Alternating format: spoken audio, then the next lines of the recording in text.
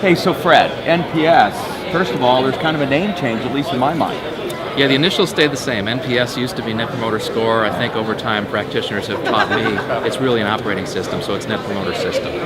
And obviously Apple's in the news, and you said they're really one of the big companies that kind of grasp the whole idea of this.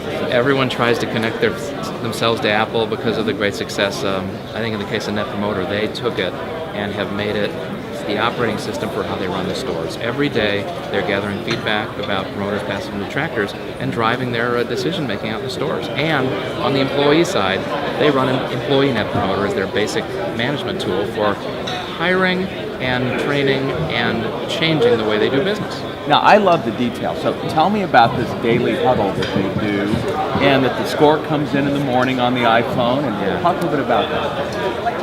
Apple put the IT system in place that they could gather feedback from customers and employees continuously in a practical way that doesn't waste anyone's time.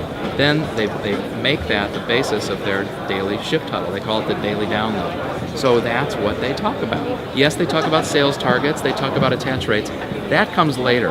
What they talk about to open it up almost always is who were detractors, what do we need to do differently as a team? And for everyone that got a 10, they get a standing ovation from the team, and they get to explain what it was they did that really delighted that customer. And for them, Net Promoter measures their mission. Their mission is to enrich the lives of customers and employees.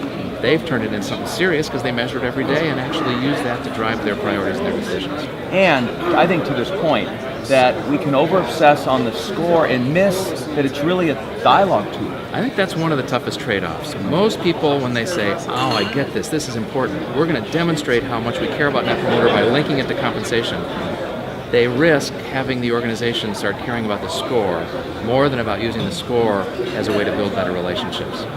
And I think more people than not err in linking it to bonuses. You get this car dealer conversation. Listen, I know it wasn't a perfect relate, but give me a 10, will you? And when people are begging for 10, it's low integrity. It destroys everything the system could deliver.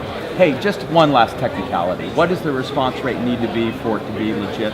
It's so much higher than people want to think. The great companies are getting 90 to 95% response rates. And when you get that, then your people know it's serious. But the response rate to the survey. Of the people that you call, how many are answering or emails going out? They're getting in the 90s. And actually, that's a necessity. Because if you're going to have a score that's reliable and trustworthy, you can't have this sampling craziness like researchers are comfortable with. This is an operating system, and you really have to have knowledge of who you're asking.